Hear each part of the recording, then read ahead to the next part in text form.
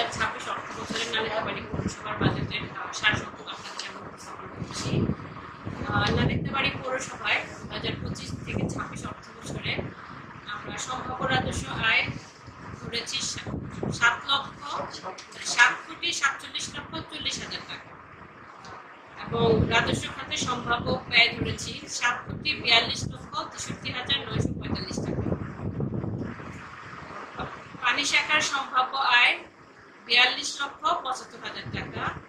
একই সাথে পানি শাখার সম্ভাব্য ব্যয় ধরেছি 42,60,000 টাকা।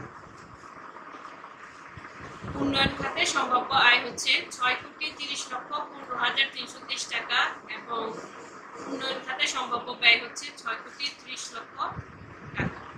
আমাদের নালিতাবাড়ী পৌরসভার মোট সম্ভাব্য আয় আমরা ধরেছি সব মিলিয়ে 14,20,30,330 টাকা এবং সম্ভাব্য ব্যয় ধরেছি 14,15,23,945 টাকা এবং প্রকৃত থাকবে 5,06,398।